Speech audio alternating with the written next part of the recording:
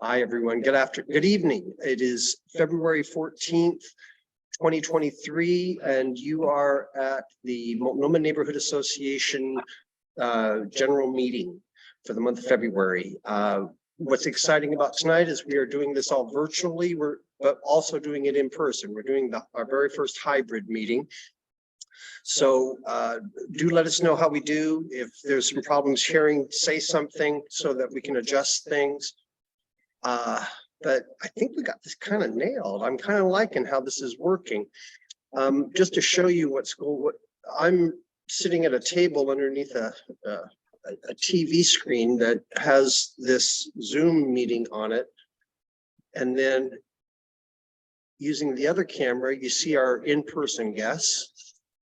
And we have Patrick Brunel and Julie Leet, and Officer Hall is here to talk about safety. Oh, Pam, you got in. And also Pam. There she is. You're literally. Fantastic, fantastic. So far, let's see, 3, 6, 9. We have about 12, 13 people here so far. Enough to get going at least. And we don't have anything, any votes on the agenda, but if one were to pop up, we'll make sure to do a credentialing beforehand. I'm going to share my screen here real quick and show the agenda for this evening. Come on. There we go. So that is our agenda for the evening. Are there any proposed changes to the agenda for tonight from the members? Hearing none, I would move that we would go forward with that, approve the agenda for this evening. The previous minutes, we have them available on video. We recorded the Zoom meeting, and those will be placed in the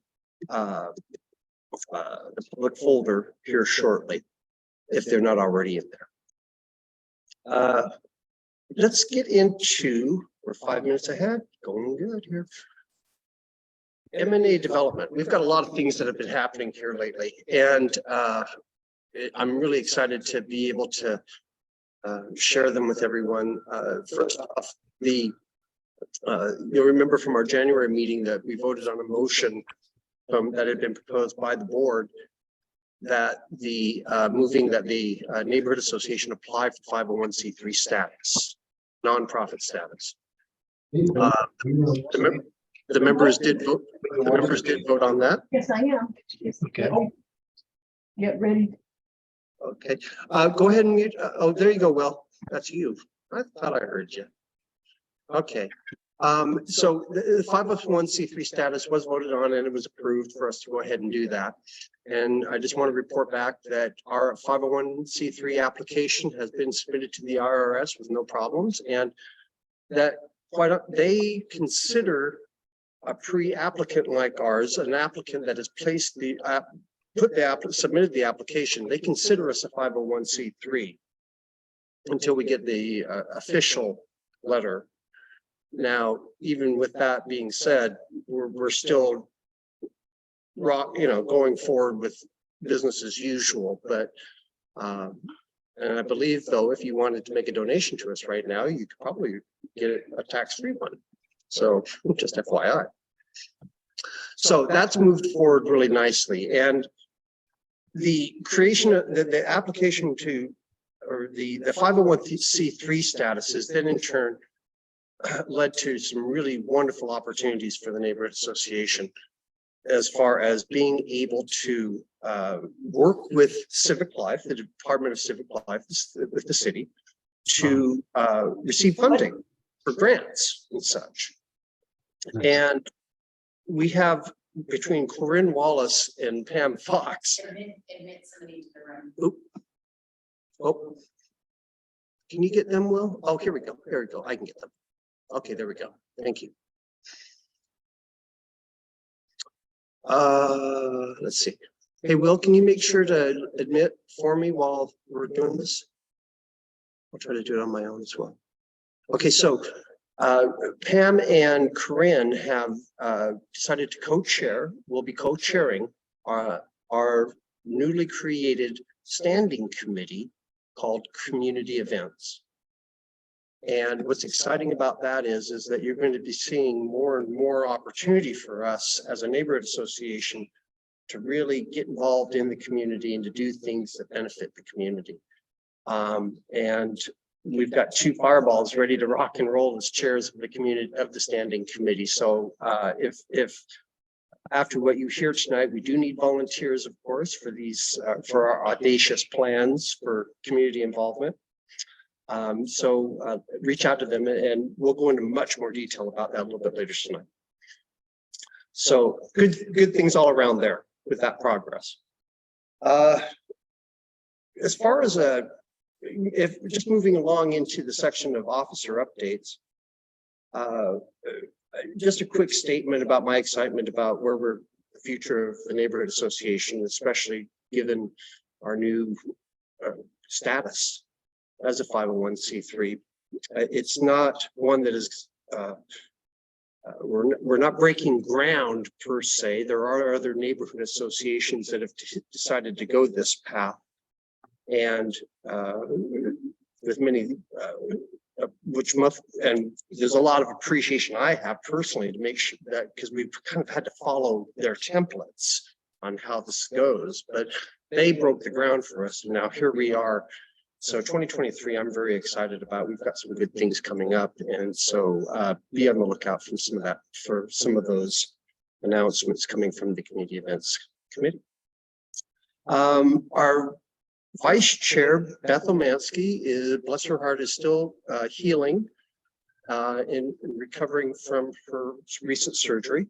So she has an excused absence tonight. Second up would be our treasurer, Tad Davis. Hey, Tad. Good evening. How are we doing how's our cash flow, sir? Oh, about the same. It hasn't changed for a while. So here's what it looks like. The general account has $175.70. The brand new Community Events Committee starts with a budget of $362.28. And the Land Use Committee has $81.81. All that for a total of $619.79. There must have been a fee for the 501c3 application. What was that fee? If I remember correctly, it was $275.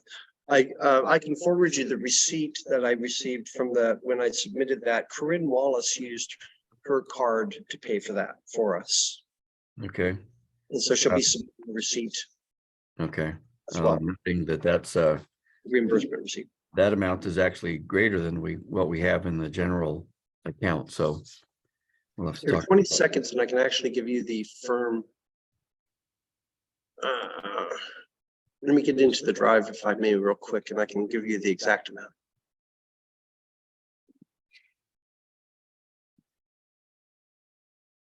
Come on. There we go.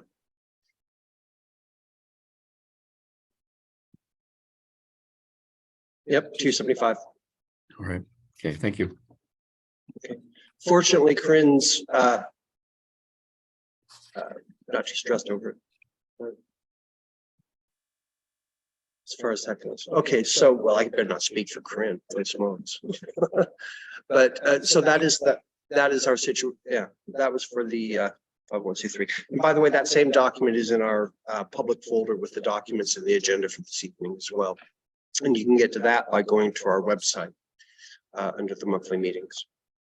Okay, so let me pull up that agenda one more time so I can get back onto it here. Oh, how could I forget where we're at? Julie Lee, Secretary, how are things? Things are great. I got time. Fast, succinct. Well, good, because we've got a lot of things to talk about here. Under public safety and the committee reports, especially. I'm going to turn it over to Patrick. All right, yes, sir. Go for it. Thanks. I'm going to talk loud, and if I'm not talking loud enough, let me know. I wanted to welcome one of our new Portland Police Bureau officers, Mike Hall. Mike, are you behind me? I am. Great. Step on up so we can see you. Yeah. There he is.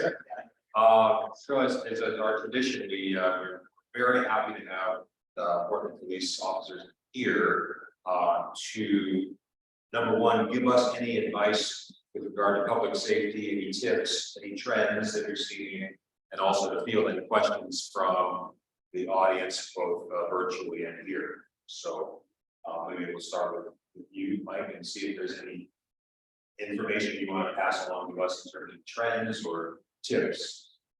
I don't know if there's any overwhelming trends. I mean, the tip that I would give is I would say, and I still don't do it, so, I always tell people to report any crime that you have, and I know sometimes people think either it won't get followed up on, or it is, you know, kind of trite or whatever, or it's just your thing. But we want statistics to be what they are, and if you are a victim of some crime, we want it to be reported, because we can't know that a trend is happening if a lot of people don't report it. And I think that a lot of crime is unreported because people just think, oh, it's not that big of an issue, but if it's an issue for you, it's probably an issue for 10 other people. So as far as the trends go, that would be one thing that I would tell you to do. Nuisance type problems, I know a lot of times people complain about non-emergency because you sit on hold forever and ever and ever when you call non-emergency. If it's a nuisance type thing, one point of contact is a number that they have you call or a website that they have you go to. And I recommend that people go to that because the truth of the matter is for nuisance type things, the squeaky wheel really does get greased. So if it's a problem for you, it's probably a problem for your neighbor too. So really do follow up on those things because there are a lot of issues all over in the city of Portland, and in order for the city to be a problem, it needs to be, you know, reported a bunch. So I mean, again, and that's the good thing about the neighborhood associations. I mean, a lot of you have the same issues. So if it's an issue for you, it's an issue for your neighbor, and I would definitely report those things because again, if we don't know about them, we can't try to fix them, and that's true even for the, you know, low level nuisance type things. Like if it's, you know, whatever it is, if it's I thought that there was a cleanup thing that you guys were wanting to do, but if it's that kind of thing where it's, whether it's a camp or something that you don't think should be where it is, I know that they've done a really good job some places of cleaning it up. The only way those ever get cleaned up is if they get reported and reported a lot because they're kind of all over. But if it's a problem and then there's other problems that are kind of happening because of that problem, and that will be reported. So do report crime. That's the biggest thing. I don't know that there's any significant issue down here. I don't see like a total uptick in lots of things, but again, if there is ever anything, do report it because there's 3 of us that work down here almost every night. And, you deserve police service. Great. Well, if there's any questions from the folks here or on Zoom, maybe we can field those now. Oh, look at that. Shoot, sorry. If anybody has a question for Officer Hall, absolutely, please say something.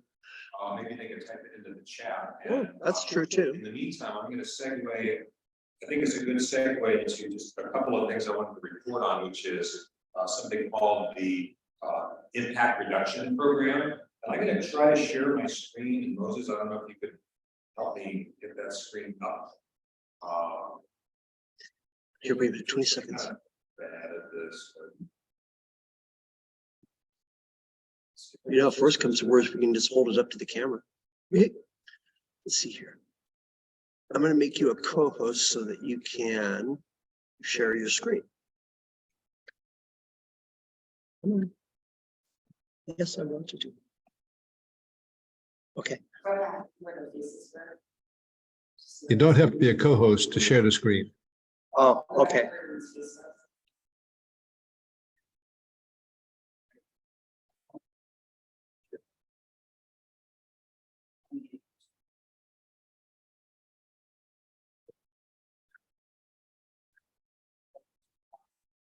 I love it. Now we can Now we can get all figured out both virtually and in person, same time. Is it working?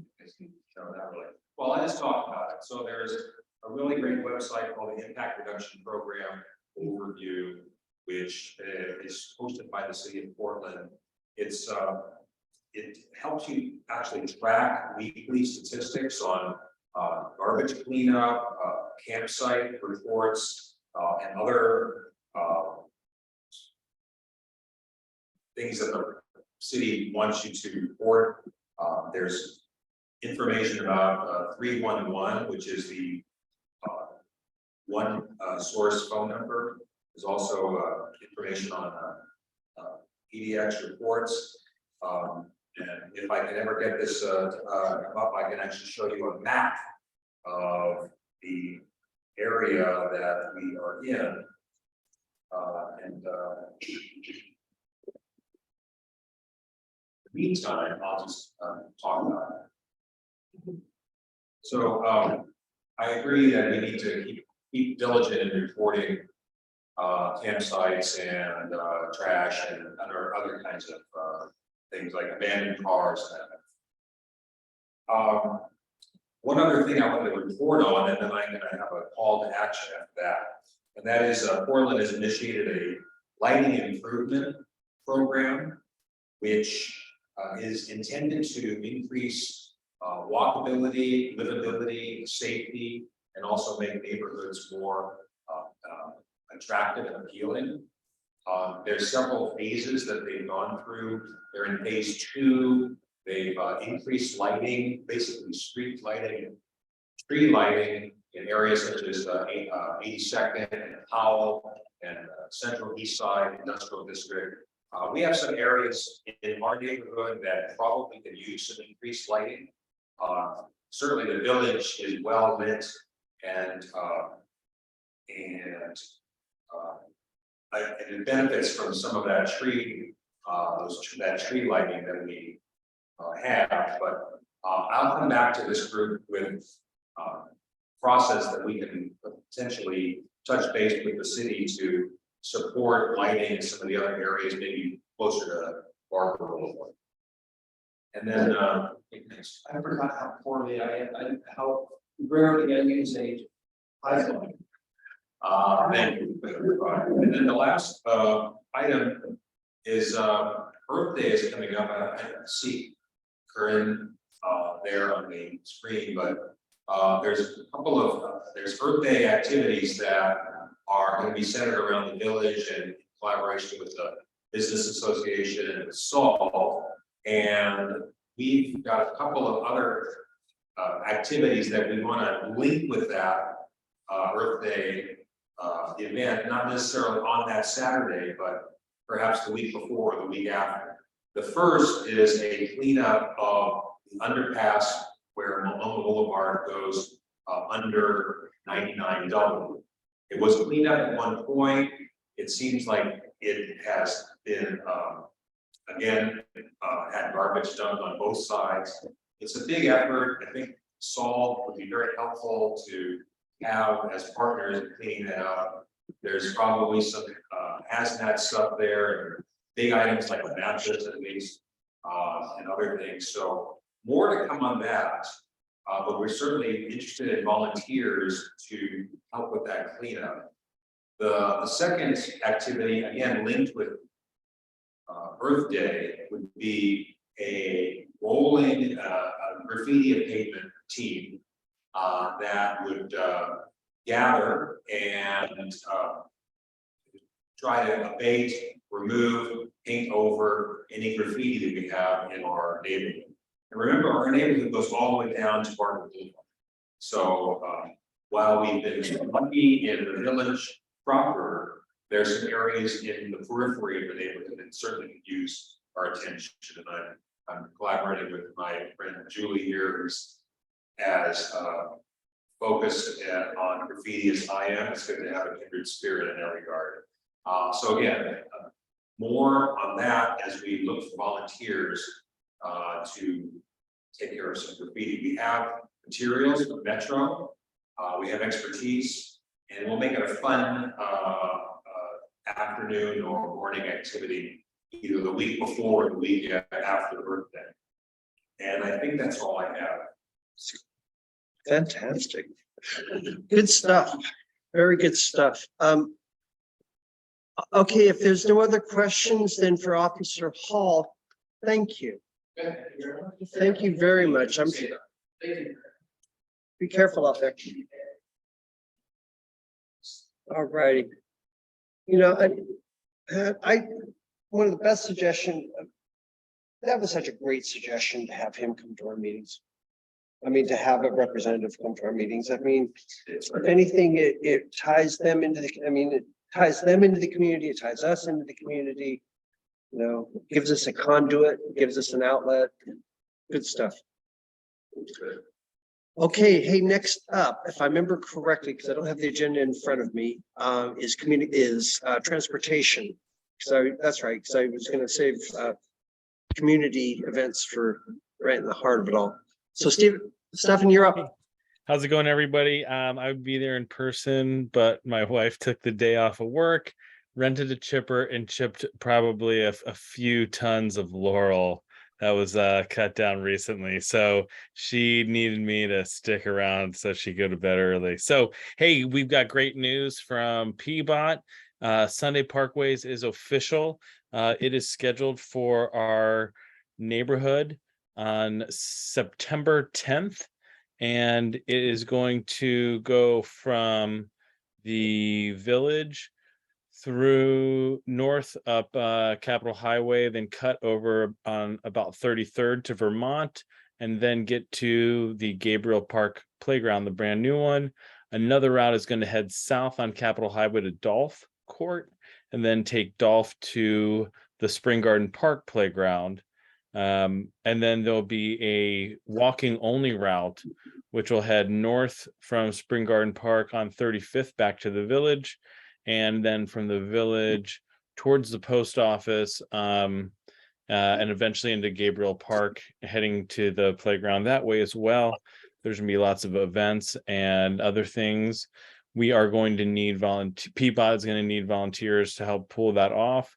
But this is a really special thing that's going to come to Southwest Portland. So it'll be the first Sunday Parkways in Southwest Portland in I believe about 5 years or so. So that's very exciting. Additionally, there is going to be a First Saturdays walk that may start in March if Capitol Highway is ready enough. But this first Saturday walk that PBOT's going to do is going to go along Southwest Trails number 7 from the village to about Barber Foods, and then head back using Capitol Highway to get back into the village. And then there'll be sort of like a social event afterwards. And PBOT's hoping to do this every Saturday. More details to come. PBOT does have a link that I can make sure gets in the messenger newsletter. So those are the real interesting developments that have happened since we all chatted last. That's pretty cool. That's very good news, especially about the Sunday Parkways. I know that one time that they did do it here, businesses did well. Oh, I'm sure. You know, there were a lot of people coming through the neighborhood. Yep. Heck, I remember, gosh, I'm just thinking about it. I think my daughter had a lemonade stand and made a killing. So anyhow, okay, well, good. Yeah, you know what? I'll mention one more item too, which is ODOT is proposing to do this regional mobility pricing program. Most people are referring to it as tolling of I-5. Right now, they're soliciting public comment.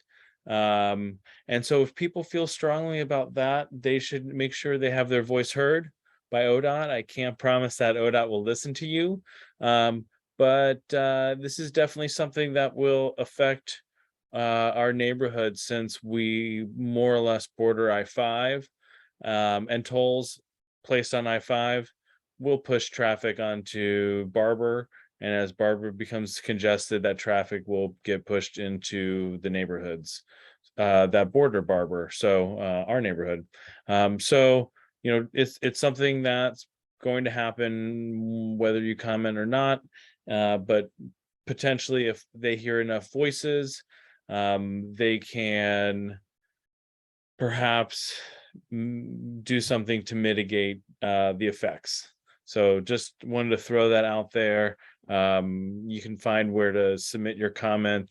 Just if you type in ODOT tolling, it'll be the first thing that pops up. So just want to encourage people to have their voice heard directly to ODOT. Right on. That is always a good thing. Here, wait a minute. Let me, just for the sake of verifying I am here. Okay, so next up, hey, Steph, thank you. Yep. Thank you very much. And we'll be talking, hey, by the way, this is probably best for a side conversation, but I just got to tell it to everybody. The more I think about and the more I read about pickleball courts and the popularity of pickleball, the more I really want to back your concept of doing something at Gabriel Park, getting a pickleball court there. I think that's. Yeah. Once I knock down some of these big ticket transportation items, I'll be the parks chair at some point, maybe. Oh, there you go. Okay. Yeah. There you go. Okay. Okay, sounds good, dude. Thank you. Thank you. Okay, next up, our newly formed and fresh-faced standing committee, community events, and our chair, the co-chairs are here in person, and I'll turn it over to them. Pam? First, I just Oh, wanna- wait a second. I gotta put the camera on you. Oops. Just checking on how the sound is. Is this the best place for us? Should I get closer to the mic or?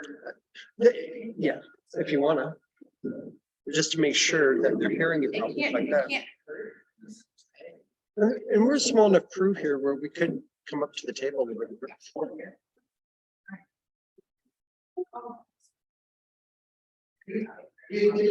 no idea how many people were gonna show up. Yeah.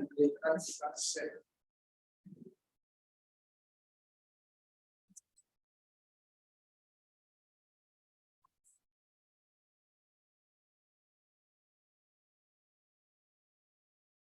All right.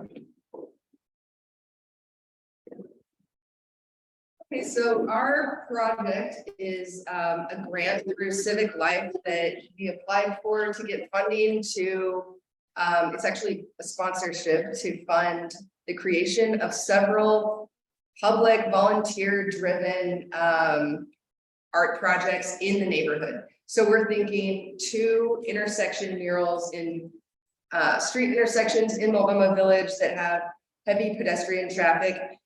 We'd like to share the website that we have going for the project. I'm going to drop that in the window here. So if you want to click into that, we can basically just kind of look at the goals of the project here. So it's going to be an event series, which means between now and the end of August, we're going to have a series of events that are geared around planning and executing these art projects. So it's not all about just painting. It's about meeting with people, talking about plans, meeting your neighbors, having fun along the way. And there's going to be things like more or less every month or maybe even more often. So we're going to tie these events in with other things that are already going on. So for example, Earth Day in the village. A couple other aims of the project are to center the voices of artists from historically underserved communities in Southwest Portland. So a search for an artist to come up with a design and then guide the execution of the actual painting is part of what we're doing here. So the projects will be painted by many volunteers, but it will be kind of guided and overseen by the primary artists. And then we're going to use these events as also opportunities to include an education component about pedestrian safety and more from, for example, our partners like PBOT. We have actually 7 organizational partners on board so far with this Others include, let's see, City repair. oh, city repair is a big one. So the city, yeah. Yeah. Level is hosting our first info open house. This is our really first big event of the event series. So we have a link to that on the website, and we have flyers happening for that now. You can share it on the screen there. So this is March 12th. This is going to be hosted at Level in the Village. And this is a time kind of like tonight where we can share with you what the volunteer opportunities are, and folks will have a chance to actually sign up and express interest in different components of the project. So I'm going to share the link to that volunteer sign up form that we have. And you can also find it on the website that we just shared. There are a number of ways to be involved here, from working on street closures to coming to neighborhood association meetings to working with Corinne and I on the new standing committee that we have. And then actually another really important one is being kind of a connection with City Repair. So the City Repair Project is a nonprofit organization that kind of specializes in these placemaking types of projects. And they have a really exciting agenda for training to go through all spring, starting now until about June. For folks like us all around Portland who are doing projects like this, we convene together and get trained on how to do the various facets of, from permitting to volunteer recruitment to material acquisition and completion. And part of our partnership with them, we pay them a small, more of a donational fee to utilize their resources, that they've done these projects all throughout Portland and have great experience doing it. But to keep their organization running, we pay a very small organizational fee, but we're also required, but like, it's very important for us to show representation to a lot of their events, which between Pam and I, it's not 100% possible for us to represent. So if there's somebody who wants to volunteer for that part of partnering with the Multnomah Neighborhood Association newly formed Community Events Committee, and then also partnering with City Repair and showing up to some of those meetings and representing Multnomah Neighborhood Association and bringing some of that information back to the committee would be great. A big help. We also need help with social media, volunteers painting, prepping the street before we paint, events before the event, where we're trying to build that really big community aspect where we're bringing people together before this, like painting the streets is a large part of the goal, but it's not necessarily the end goal of the project. The end goal is really to bring community together with the educational component of street safety, bringing awareness from PBOT, reaching out to our community members that we haven't necessarily been able to reach out to historically within the MNA, and really getting a broader scope and full representation of our full community within this project and not just the small sites of it. So there's a lot of components, and we have a sign, like a volunteer interest sign up form. It's more saying like, I'm interested in being involved in this, not necessarily that I'll commit to X, Y, and Z, but I want to get involved in it. And so we're going to need a lot of volunteer partnership on this to really pull this project off effectively. Sorry if I jumped in. No, that's great. Yeah, so we're asking a lot of anybody here in the meeting tonight. Did you send the volunteer sheet out via? I did. So if you have a chance, we have a rough Google form that has some of the things we know that we're going to need help with, but not necessarily all of it. And if you want to be involved in this project whatsoever, from small portions of it to being very in depth with Pam and I on it, to painting, to cleaning, to setup, to social media, then just jump on that form and put your name and interest, and then you'll be part of our social or part of our email outreach as we move forward with this. And then do you want to talk a little bit more about the kickoff event? Yeah, sure. So the kickoff event, Sunday, March 12th at Level in the Village. We're going to do our best to have folks from all of the different department organizations. Somebody hopefully from there, each one will be there. And you'll have a chance to talk with us more about what meetings we have coming up, what we're gonna need to basically do next. On our website, we have a kind of a working list of events that are happening, and we've broken them down into public events and then kind of the committee events that Corinne and I are going to, and then whoever else would like to be on more Yeah. kind of. If you have any ideas to bring to the event or artists that you know of, to come and share your ideas, where this is an all-inclusive community event. Pam and I have the idea to execute this in the neighborhood, but we need full community involvement to pull it off. We don't have a vision for what's gonna be painted on the streets, other than we're bringing art from our community to the streets to bring our communities together. So we're really hoping for more involvement from our members to make influence on how this is executed. It kind of sounds like too, is that you're at a point where if someone's interested, you're at the very beginning of all of this. And so anybody that wants to volunteer can really make a huge difference in forming this vision. Yeah, especially if there's an interest that somebody has on how they want to make influence on this and see this come to fruition in the neighborhood. Absolutely.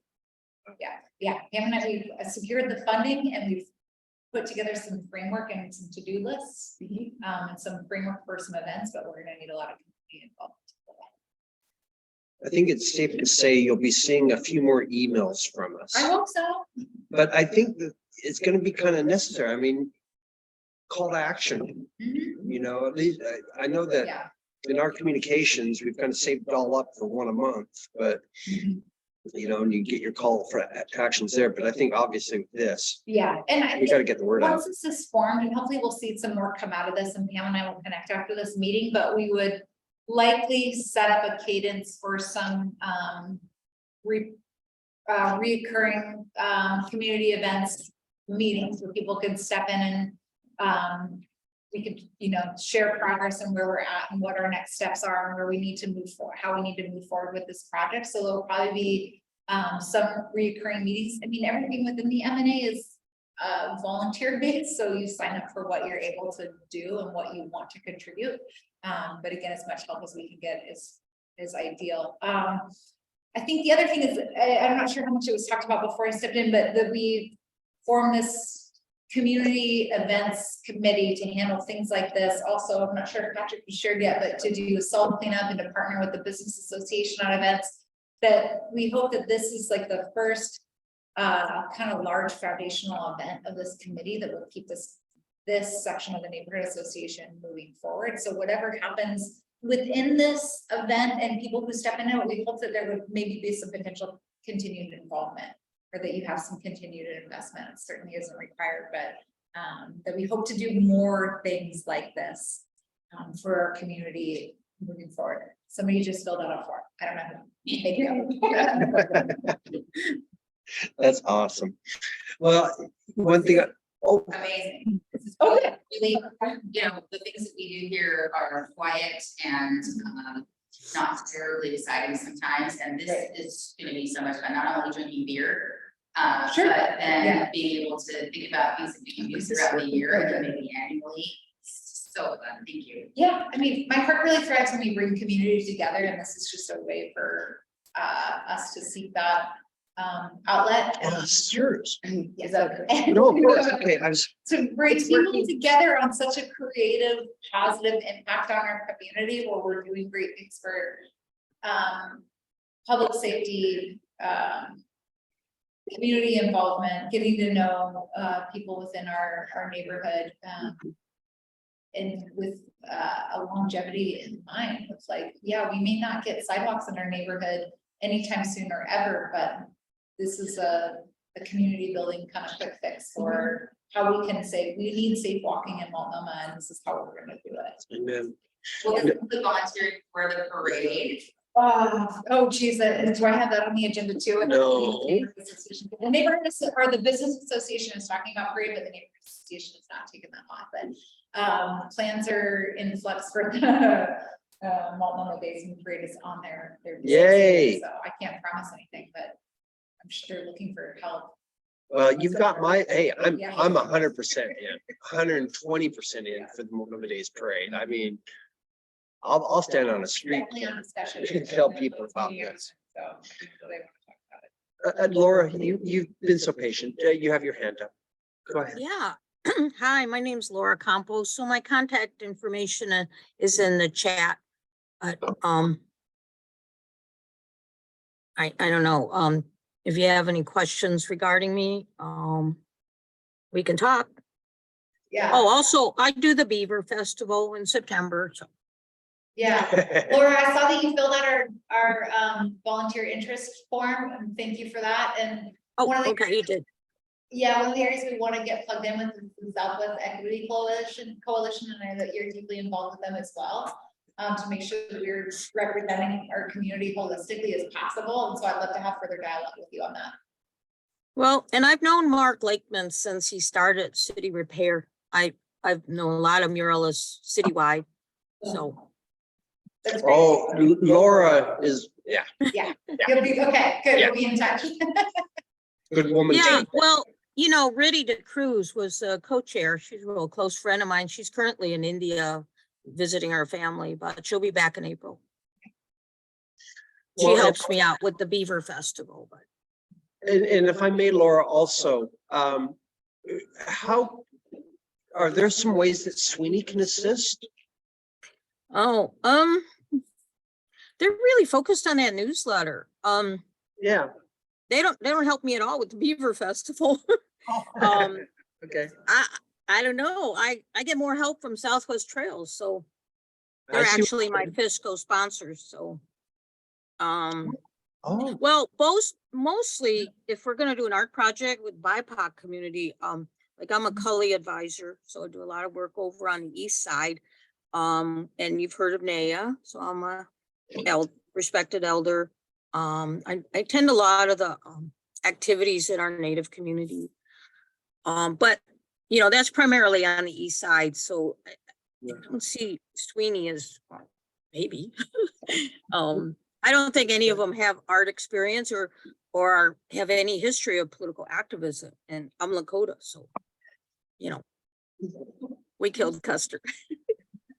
very good, Laura. No, that Yeah. does make sense. And I think that this is one of those times where our new status as a 501c3 can be of benefit, as well as helping us to establish these new relationships with other civic-minded organizations. Well, You know, and like what- recently I've been partnering with hockey, you know, the Muslim community over by, because I used to work at PCC Sylvania. I helped to diversify the curriculum. I started the powwow there, all of that in the 90s. And I think the Muslim community is really, it's exciting to work with them. You have to have a lot of cultural appropriateness, you know, little savvy. I find that lacking in Southwest. A lot of people come from very sheltered backgrounds and don't have a lot of experience with diverse communities. And, you know, I've felt frustrated many times as the equity chair.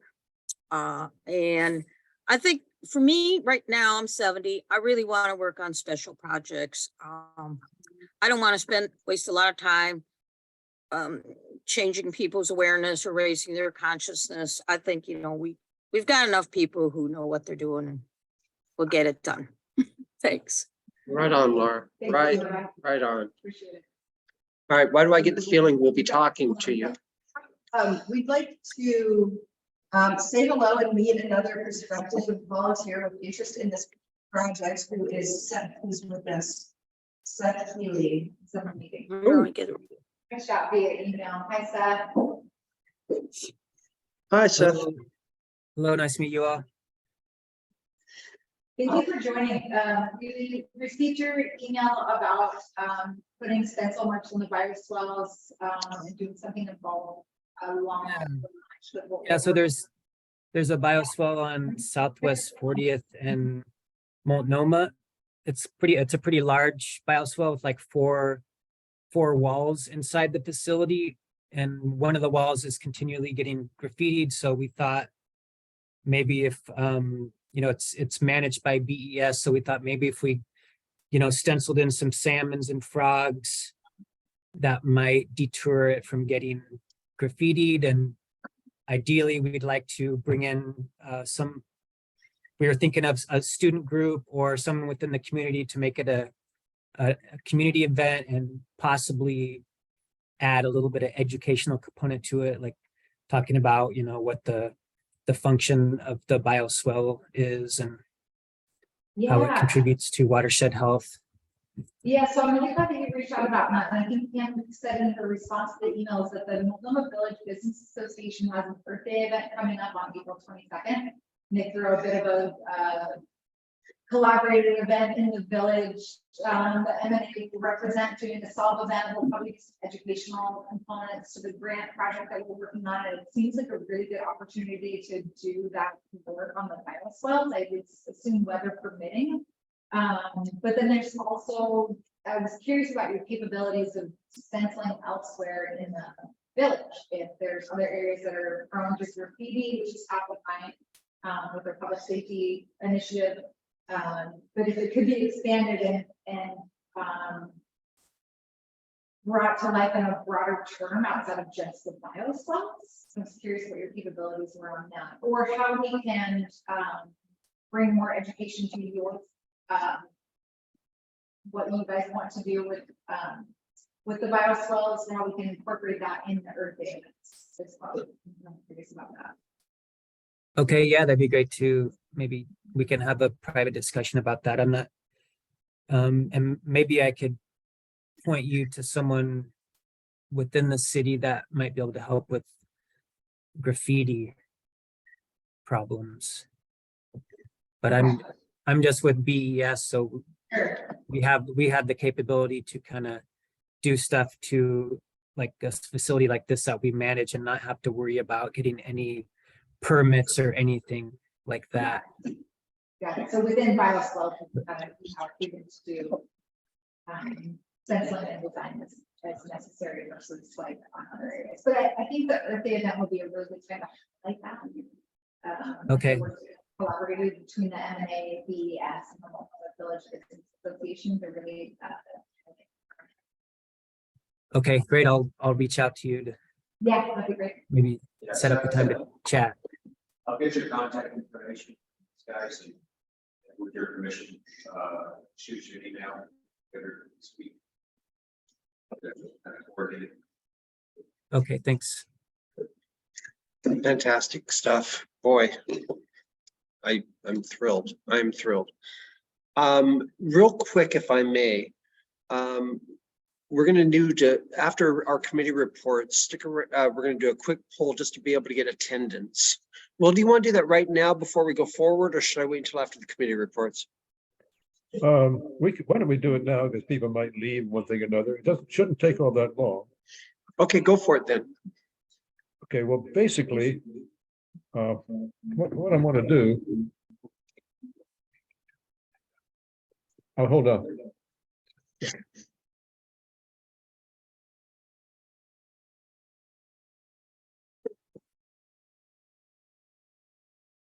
Sorry, we've got two machines going in the same room here and they're messing with each other. Technology. What I'd like to do, we have some people who are on Zoom and in the room. And to take attendance, we do the Zoom poll, which doesn't take very long. You basically get a poll on your screen saying, are you a member of the neighborhood association, or you're not a member? And if there's two people on your login on Zoom, you have supposed to say the same thing for the second person. Okay. If I see several people are logged in to Zoom and are at the meeting. So Right, there's only one person here that is not online, and that would be Julie, but Corinne, Pam, and Pat are also online. So Okay. as long as we just take them into account, we could probably just take Julie and me into account. Well, I'm online, so. okay.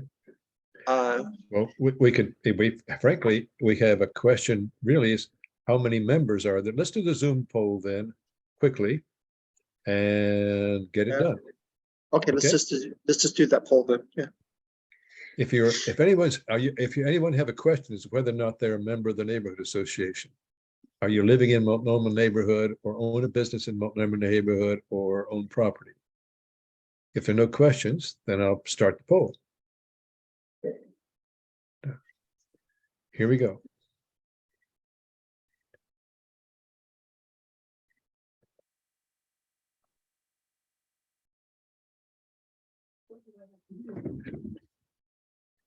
You say yes, 2 members. You say yes, 2 members.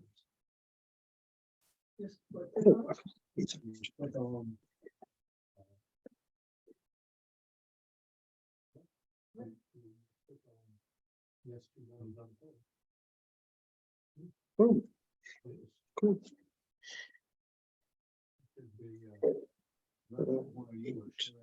12, 13, 14. Pardon, what? Oh, I see what you're saying. Okay, anybody else? Darn it, darn it.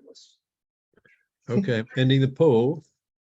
I can't undo my poll answer. No, you can't. That's all right. Sorry. No problem. Here are the results.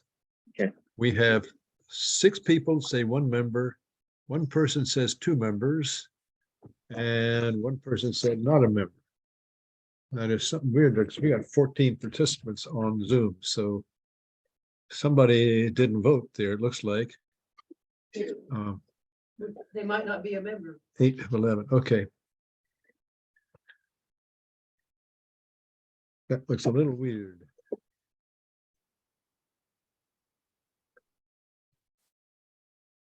So we have 7 people as members, it says here, but I know there are more people. I'm a member, 8. 6, 7, Julie's a 8, member. 9. So does that mean that 5 people haven't voted? There are only 11 participating possible there, so I'm Oh, I not see. sure. Okay, you've got an extra login, so let's hold it at that. We've got That's true. we have And you have an extra login too. yep. I've got a login on the other machine. Okay, So now we're just so down at to this 1. point, I will close the poll, Perfect. but hold on, I gotta do it another way. High-tech credentialing, man. I can credentially, but it's taking longer than it should. So let's not worry about that right now. I will stop the poll. Okay. And Other we have this one is, and Eddie, you said there was 2 more people in the room? What? And Well, Julie is the only one here that did not vote online. okay. Well, somehow we got well, Seth, you're not a member, you're not on, and Deborah and Laura's not a member. Okay.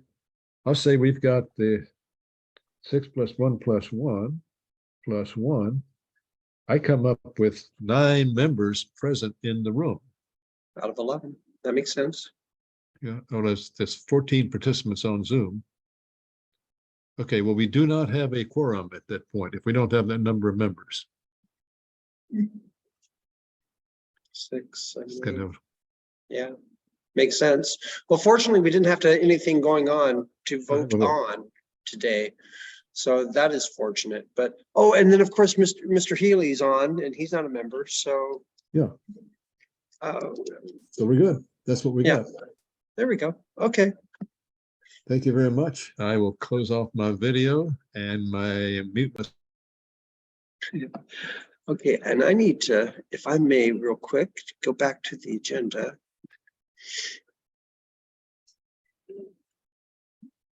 Okay, well, actually, Will, you got to come back because it's time for equity and communications. I have you down for West Portland Town Center and for the hybrid meeting technical update.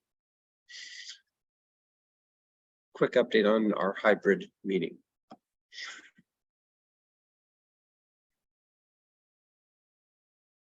Well,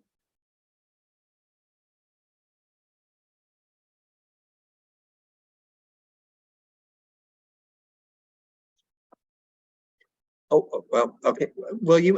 Actually, I've got you on the agenda next for both equity and communications updates. Then from there, we have an update on SRV, and then we have the new business, and then we're almost done, folks. So it's almost the top of the hour.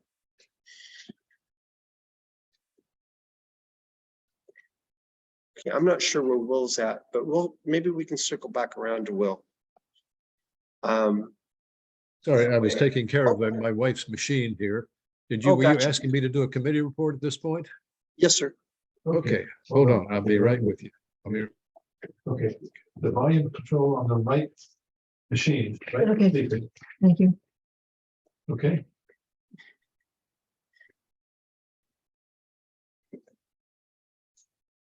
Sorry about that. We got technological problems right here. This will be relatively quick. Okay, first up, would be the Westport, the equity report, and then the communications report. Oh, well, did you just freeze?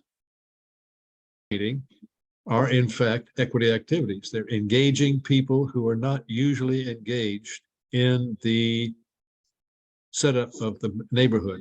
Our neighborhoods, because we act like we are liberal and caring, and we are, we sometimes don't take special account of people who don't feel or aren't fully included. But a project like the street painting is a way to include people. Laura Campos made a very clear statement as a person of Native American and with lots of background. Is a person who sometimes is not included and definitely feels unincluded.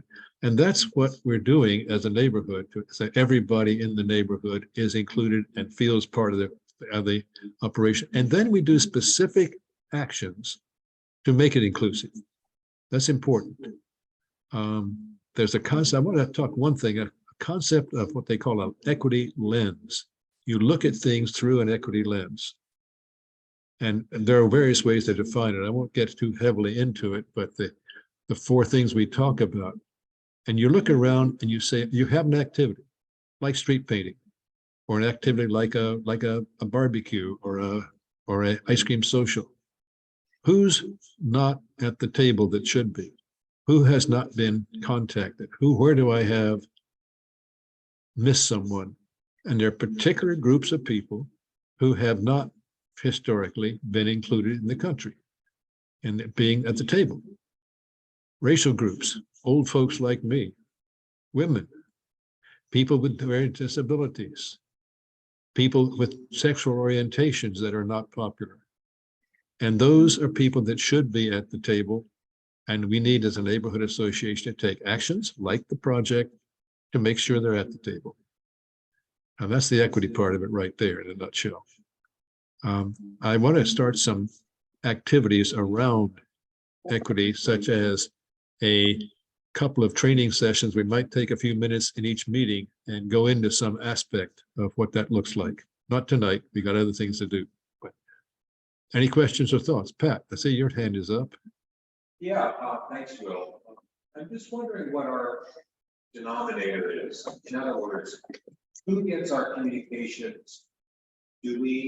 Are we sure that everybody that lives in our geographic boundary is receiving notifications of the meeting, of all of our activities?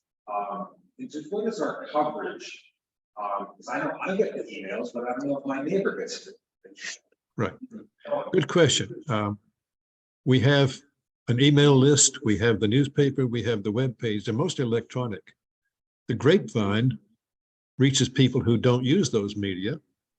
And our friendship circles reach people who don't use those media. So talking to your neighbors, talking to people face to face, particularly people who might not be it. This is your friends who are friends of color, people who have there are various lists of types of groups of people who have been discriminated against in one way or another. Think about who you know that are in those groups and are they included? But our reach is skewed to people who have electronic media, really. And that's a limitation right there. That's an equity limitation. That's what our outreach program is working on too. Yeah, I think it's a worthy topic of conversation going forward, especially with the new committee. That's gonna be Yeah. very much centered around positive activities that people will really want to get involved with. And just wondering if there's a remedy to that sort of networking. Networking is great, but I guess I'd love us to be more intentionally inclusive of everybody that's. Yeah, that's as an organization, we can review that project. If I can chime in, that's one of our big, a large part of why we received the grant for this project is, our promise to very intentionally be more inclusive in neighbors that are not already on that M&A email list, and how we can connect with those neighbors and, let them know that they are included, and find ways that we can make sure that they do feel included, not necessarily us saying that you're included, but how do they need to feel? And what are we missing that is not doing that already? And so that is one of the, probably the biggest learning opportunities that we have in this, and why it's such a great opportunity for the MMA. Not only that we're doing these great community events, but it's one of the biggest gaps that we have, and how we can utilize these resources that we have from civic life and this opportunity to put these events on to make sure that community members who want to be involved and want to be included, what we can do to accommodate that, not from our own perspective, but how I feel that we can, but how we want to be included in this and what we're not doing already. Yeah, You know, absolutely. and what's interesting too is what it comes down to, for me at least, is communicating. How are we accurately communicating with those audiences? And if we're not, how can we increase our communications to them? Be that one-to-one, be that, I mean, we only have 1,000 emails. There's more than 1,000. There's more than Ton, and we have the opportunity with a ton of events that are coming up with PBOT, putting a little bit more focus in the event, the Earth Day event, Multnomah Days event, the Sunday Parkways events, the Sunday Stroll events that are coming up. Those are all different ways that we can have touch points for the community, but also this 501c3 position change that we've had gives us the capabilities to have our own. We will have our own Google State seminars, which gives us the capabilities to have our own social media platform, which is one of the next steps that, you know, that we're going to work with this group of people to do. And so I think social media and digital outreach is a large way that we're not communicating with a lot of our community members, that hopefully we'll be able to do so shortly in the future. But again, that's something that we need. You know, it's an area of expertise. I know a lot of their information and their news, and so with our expanded capabilities here, I hope to reach out to some people that will be willing to put in their time, maybe, to help us reach some people who are right. And you know, what this tells me also is maybe we need to, I don't mean to create another committee meeting, but you know, we have a communications committee, a communications committee, and in that meeting we should sit down and think about, okay, how can we increase our email base? How can we increase our outreach face to face? How can we use social media to increase our, you know, and get you know, put together a plan. You know, even if it's only increasing our email list by a couple hundred emails, it's still more people that we're touching. Right. That's part, if I may, that's part of the outreach project, but also there's one specific that I've mentioned before, and that's becoming a member of the Southwest Equity Coalition, which allows organizations to do it. The board can do it. The board members, anyone can go on our website, go to the equity page, and you can look at the sections about SWEC, Southwest Equity Coalition. You pledge to support the charter. There's a copy of the charter also on that particular website, web page. And if anybody can't get to it for whatever, we get a print version. But we can put that on the agenda for March to join the board to join the Southwest Equity Coalition. There are a few steps you have to do. And then we are officially connected with a group of organizations led mostly by people of color, low-income people, and so on. So that's one activity that we should do. But it's one thing I want to stress, and this is important. one of the things is seeing what's going on, getting self-educated. And one of the things that really is bothersome many times of people who are in affected groups is we who are not affected ask them to do the heavy lifting, educate us, tell us what's going on. We have an obligation to do our homework, to do our listening, reading, and so on. There are a few resources on the webpage. And if people want to hear more, I can provide a whole bunch of things to look at. And then the other thing is to actively reach out as a friend to people who are otherwise not necessarily someone you would talk to. Be willing to reach out and step up. If you see some sort of discrimination going on, there are techniques to use. If you don't see that, but you see what we are, a white neighborhood. We are fairly high income, but not a very high income. We are all over the map as far as income is concerned. We have a village, which I find to be hard to get around in if you had a wheelchair, for example. There are a lot of things we can do, but take on the responsibility to work on being an agent of equity. And I'm not preaching on that. Okay. Right on. Thank you. Thank you. And it's a good reminder that looking at diversity, equity, and inclusion through that kind of a DEI lens, super important from the very beginning of a project. You know, and it's the fact that we are cognizant of that we need to start it with looking at it through that lens means that sooner or later, if we continue to, it'll just be, but of course we do, you know, it becomes behavioral. So at least that's how they've been doing it, implementing it down in Multnomah County with Multnomah County employees. It's really kind of neat. I just one final statement, if I can. We passed an equity statement a while back, and it very deliberately rephrased the terms so that we recognize that equity is the natural part of what we do to be good neighbors, not something we add on as a special deal, but it takes work to practice what we preach. Take a look at that. Okay. Thanks, Will. All right, good stuff.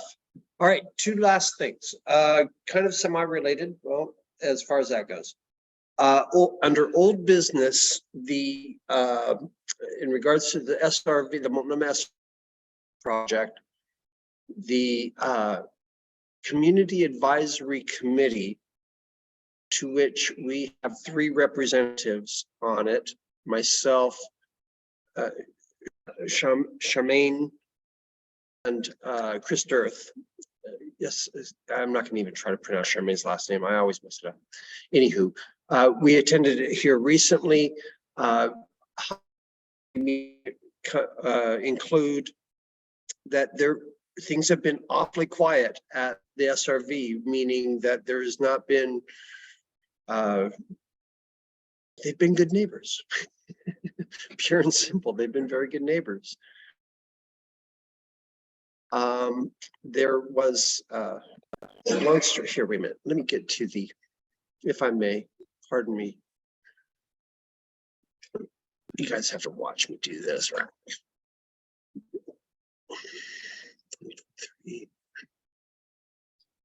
No. Shoot.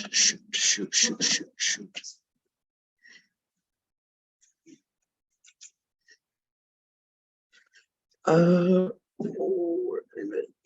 Hang in there with me, guys. Just because I want to make sure that I report back properly. Okay.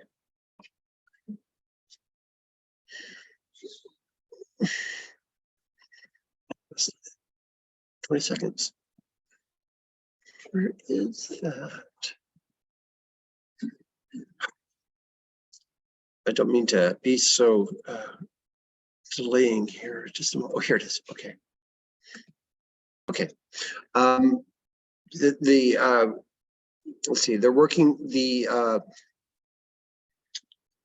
Christian school is working with the other. Our contact person there, Tony, has been working with the other schools near other SRVs to make sure that the language is very similar, so that between the GNA have been crafting and the G&Es that we are. And so we'll have that back as a draft here very soon. The county interim director, JOHS director, is reviewing our GNA, and the sticking point is, of course, the background check stuff, which has all. But with the new change of leadership at there, that's going to help. Things are quiet, expecting more activity, foot traffic when the weather warms up. The Friends of the Multnomah SRV help has been great. The city team hasn't been getting complaints for a while. Usual folks that send complaints have been very quiet. When asked what the appropriate channel for communicating when we hear on a public forum or otherwise about how an SRV resident having issues, there's a protocol. You contact Brian Lynn, who is the contact person at the SRV, and encourage the resident to fill out a complaint form. So other than that, we have another meeting scheduled of that group in March, and we'll stay in touch with how that works out as well. Go ahead, Patrick. This is linked into what we were just talking about. We have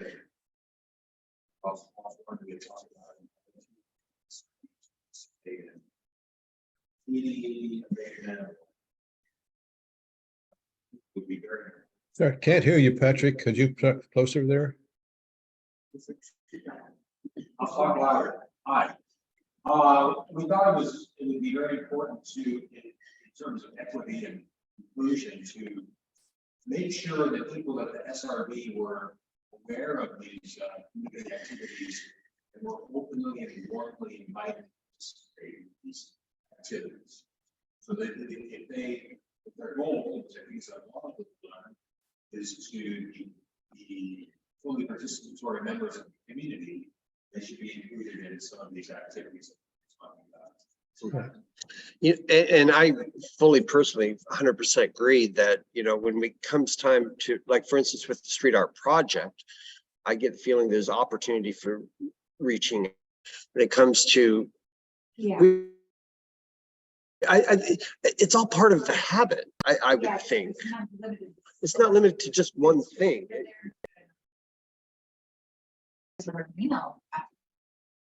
Probably not. That's right. Yeah.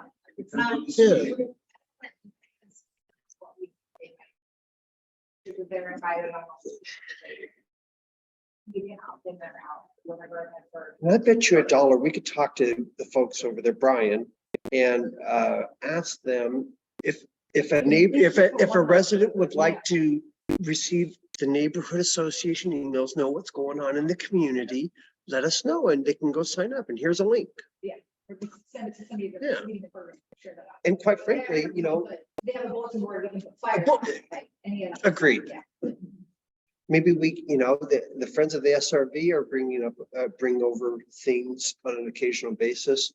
Also, Cerebellums has been working with a local school to take over. Once a month, they bring cupcakes to the residents. And rather than Cerebellums, the bakery in the village, doing it themselves, they've got a local school and a class in a local school to do it and take them over. You know, I thought that was a really solid way to, and now they're just, hey, they just supply the cupcakes now, you know, so good stuff. So it all relates to what we were talking about here, as far as the need for looking through this in a respectful lens, if you will.